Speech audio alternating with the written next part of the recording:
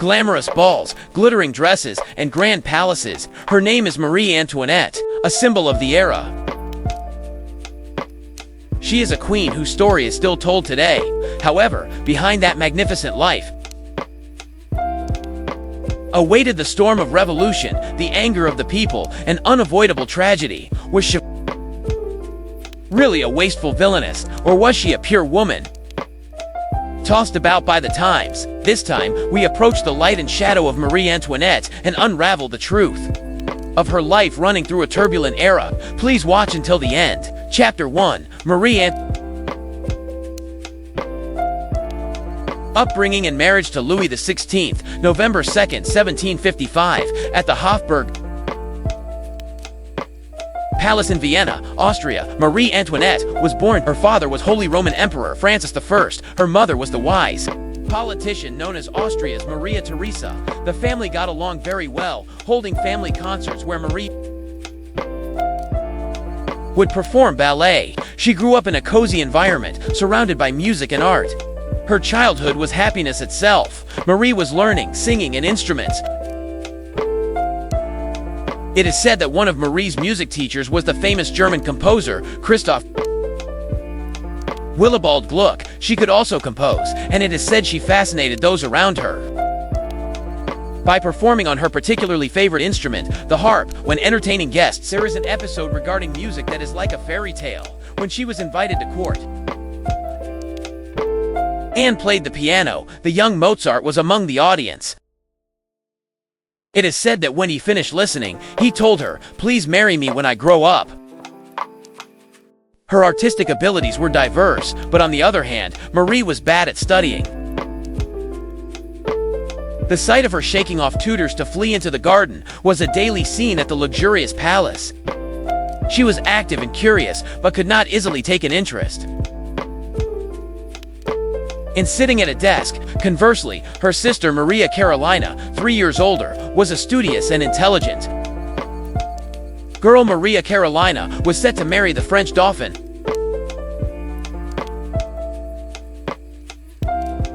However, her sister Maria Josepha, who was scheduled to marry the King of Naples, died suddenly at 16. Therefore, Maria Carolina married the King of Naples, and it was decided that Marie would marry the Crown Prince of France. Thus,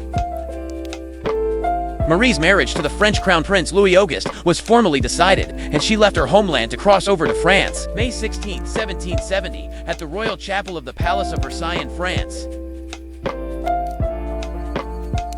A grand wedding involving the whole country was held. Marie was 14, and Louis was 15. Marie, stepping on French soil for the first time, was overwhelmed by the cheers of the spreading crowd, but captured the hearts of the people with her smile. However, on that first night, Louis went to sleep without touching a finger on Marie. Sadly, news of the Crown Prince's failure on the wedding night circulated throughout Versailles. In fact, it is said that there were no relations with Marie for 7 years after that. Louis had a physical problem, which was later improved by surgery, but on the other hand, his extremely shy personality is also said to have been one of the causes. Louis lacked social skills and quietly immersed himself in lockmaking alone. Conversely, Marie was sociable and radiated at parties. Although the two had such opposite hobbies, it is said that they actually got along well. Louis went so far as to declare at his final moments that he never held dissatisfaction against Marie, and Louis XVI, unusually for a French king, did not have a single mistress. He had a rare single-minded character for a king, and always cherished Marie. However, that purity, rather than protecting her honor, conversely resulted in inviting misunderstanding and criticism later. Chapter 2. Light and shadow of the court. Marie Antoinette and the people surrounding her. There were people Marie could trust around her. Among them, Louis's sister Princess Elizabeth was a particularly important existence for her. Princess Elizabeth also adored Marie like a real sister. Princess Elizabeth and Louis XVI also got along well, and the sight of the three surrounding the dining table was part of the peaceful daily life of the court. Meanwhile, soon after marrying, Marie learned of the existence of Madame du Barry, the mistress of Louis XV. Marie could not hide her disgust for her. Madame du Barry, who received the king's love despite being originally of commoner origin. It was an unacceptable existence for Marie. Marie thoroughly ignored Madame du Barry within the court, because court customs did not allow one to speak to someone of higher rank. When Marie would speak to the Madame, gathered the attention of the nobles in the court. Louis XVI's aunts, who disliked Madame du Barry, instigated Marie, and it seems they divided into the du Barry faction and the Marie faction, checking each other. However, continuing to be ignored finally took a toll on Madame du Barry, and she finally cried to Louis XV. Then, word went from Louis XV to Maria Theresa, and a letter arrived to Marie Antoinette from Maria Theresa saying, "Speak to her, January 1772, at the New Year celebration seat." Marie Antoinette finally spoke to Madame du Barry, as if talking to herself. "There are a great many people at Versailles today." That single word settled the feud that had been dragging on. By the way, although Madame du Barry tends to be portrayed as a villainess in movies and such, the actual woman was said to have a frank and cute personality. Meanwhile, the lack of marital life with Louis became a topic throughout the court, and Marie felt humiliation at being ridiculed in the shadows. In addition, fatigue gradually accumulated from life in the cramped French court, where schedules were decided in detail, from morning to night. For her, who grew up in the free-spirited Austrian court, the French court was a space that felt cramped and suffocating. Fed up with such a monotonous life and boring days, Marie Antoinette began to absorb herself in balls and gambling. Worried about her daughter, Maria Theresa constantly warned Marie Antoinette by letter, but it did not resonate at all. In 1774, at a certain masquerade ball, Marie Antoinette met a man. He was a Swedish nobleman named Count Hans Axel von Fersen.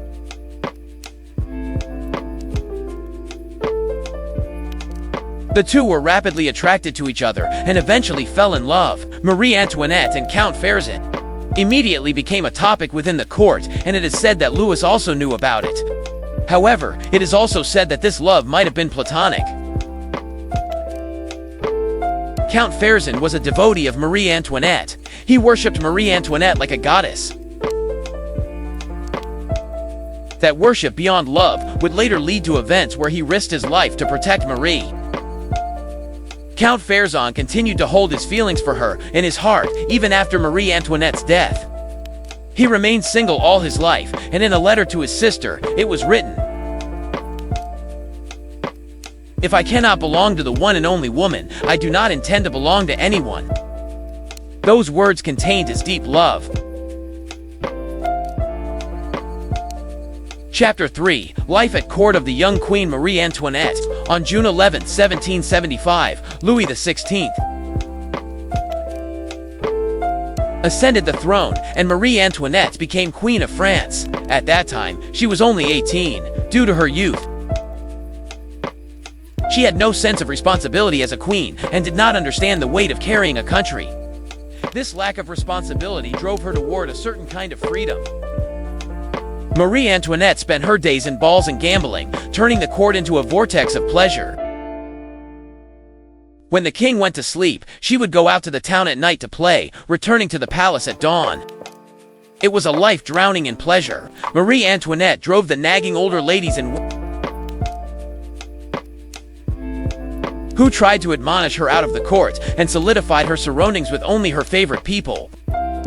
Only some nobles who supported her, such as the Duchess of Polignac and the Princess de Lamballe, remained by her side.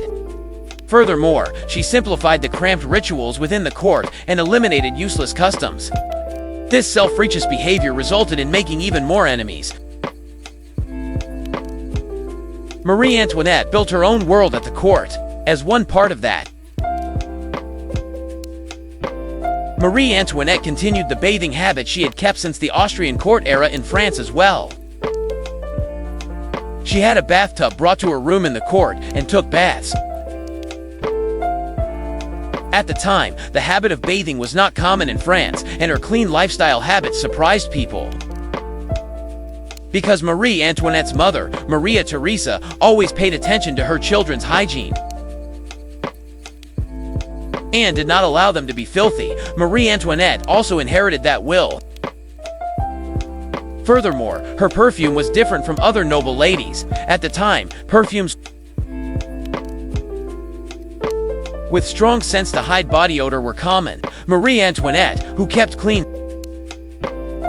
wore the sweet and refreshing scents of flowers and herbs, which became a huge trend among noble ladies.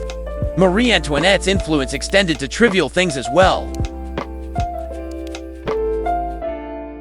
She unified the shape of handkerchiefs to be square. In France at the time, rectangular and circular handkerchiefs also actually existed. In response to this, Marie Antoinette advised Louis XVI, and a decree stating all handkerchiefs in our country shall be square was issued in June 1785. Handkerchiefs throughout the court changed, and it is said that this spread to all of France later. It has now become the norm all over the world. Grand balls were held almost every night at the court. The balls occasionally had themes decided, and participants had to prepare costumes matching that theme. Marie Antoinette was the fashion leader of this era, and her always cutting-edge dresses were the object of admiration for noble ladies. Some noble ladies reportedly nearly went bankrupt, keeping up with making new dresses to match Marie Antoinette. Marie Antoinette had 170 dresses made per year. In addition, she spent money on setting her hairstyles, sometimes taking a whole day for the set. That luxurious life of spending money like water, against the background of the worsening French economy at the time, resulted in further fanning the anger of the people. Marie came to be ridiculed as Madame Deficit among the people. Antipathy toward her leading a luxurious life spread further due to misinformation and rumors. The famous phrase, "let them eat cake," was not actually spoken by her,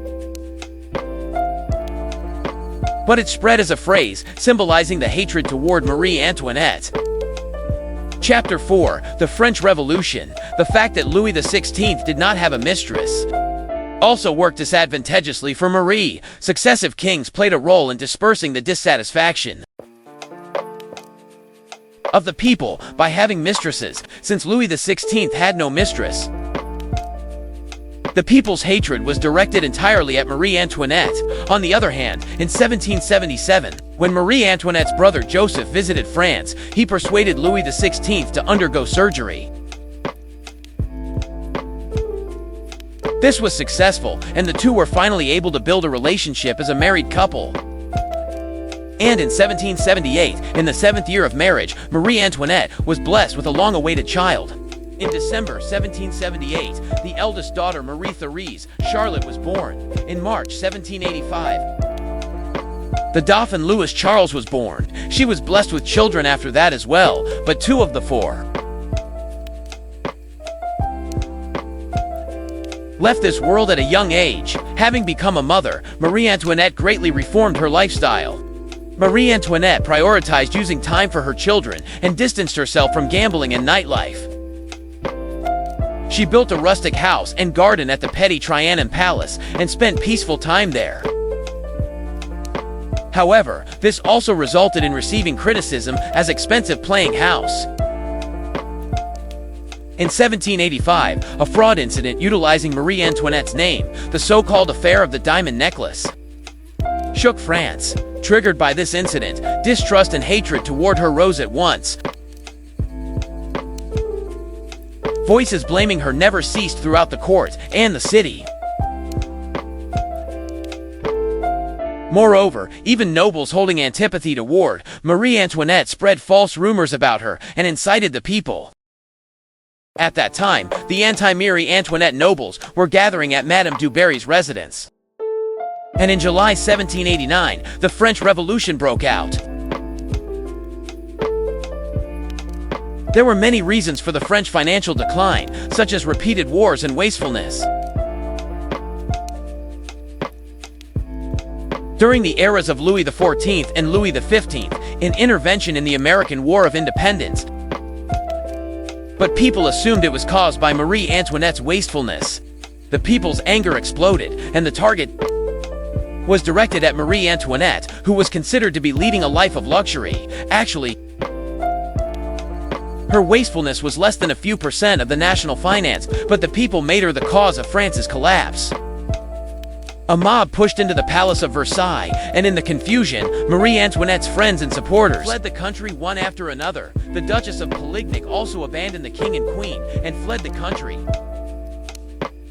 But the Princess de Lamballe, who stayed close to Marie Antoinette until the end, met a tragic end at the hands of the mob. The royal family was moved to the Tuileries Palace in Paris and placed under house arrest. There was also the figure of Louis XVI's sister, Elizabeth. She continued to support the family until the end, without fleeing the country. Meanwhile, in June 1791, Count Fersen planned to have the family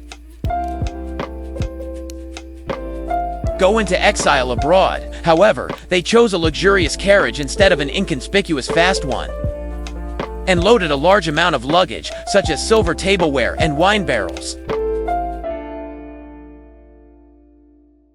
This action significantly delayed the plan, and eventually, the family was caught by pursuers.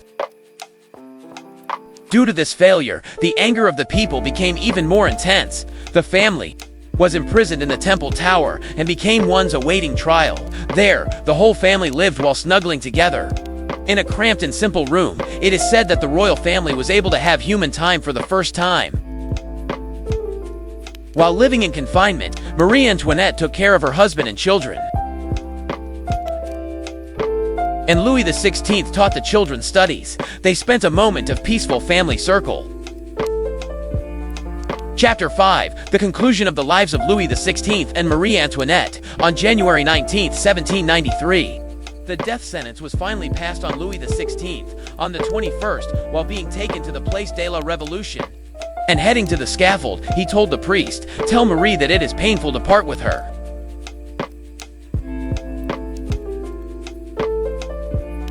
And he entrusted his ring and climbed the scaffold, hearing the sound of the cannon signaling the execution. Marie Antoinette broke down crying violently. Still, she immediately raised her face, wiped her tears, and faced her son Charles with a resolute expression, and she declared to esteem him as Louis XVII. However, mother and son were separated. This was because a conspiracy was whispered that would recapture Louis Charles and enthrone him as king. Afterwards, Marie Antoinette was moved to the conciergerie prison. Separated from her children, she hardly ate meals and reportedly became like an empty shell. Marie Antoinette's trial was a farce, and the death penalty was decided from the beginning. On October 15th, the death sentence was passed, and she sent her last letter to her sister-in-law, Elizabeth. That letter contained deep thoughts as a mother. The death penalty is shameful for criminals, but since I am innocent, it is not shameful. I was just told to go to your brother. My only regret is leaving the children behind. I was able to live because those children and you were here. My gentle sister, into what kind of state must I leave you, who sacrificed everything to be with us? However, that letter never reached Elizabeth, because Elizabeth was also executed in May 1794.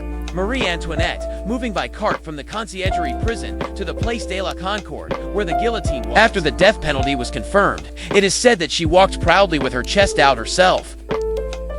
Although her hair had turned pure white due to the extreme state, it is said that when standing on the scaffold, Marie Antoinette stepped on the foot of the executioner Henry Sanson, but she said elegantly, "Pardon me, sir, I did not do it on purpose." These were her last words. On October 16, 1793, her life closed its curtain at 37 years. The letter finally reached Marie Antoinette's daughter, Marie Therese, in 1816, the surviving child. Louis Charles died of illness after imprisonment. The eldest daughter, Marie Therese, survived and became the wife of Louis Antoine, the eldest son of Louis, the 16th brother Charles X. But it is said she never forgave the French people in her lifetime. The bodies of Marie Antoinette and Louis XVI were buried in a common grave, but later moved to the Basilica of St. There, they sleep together with their son Louis Charles Hart. Marie Antoinette gathered the hatred of the people as a symbol of the old regime and became the target of that anger in the French Revolution. However, her love for her family and her figure, sticking to a resolute attitude, even in difficult situations, have moved many people. Her side as a mother showed during confinement, and her end, without losing nobility, even at the execution site, became an existence calling for debate in later generations. The life of Marie Antoinette tells of power, sacrifice, and the cruelty of history. Her story is still handed down to the hearts of many people. That is all for this video. Thank you for watching until the end. Please give a thumbs up and subscribe to the channel. Let's meet again in the next video.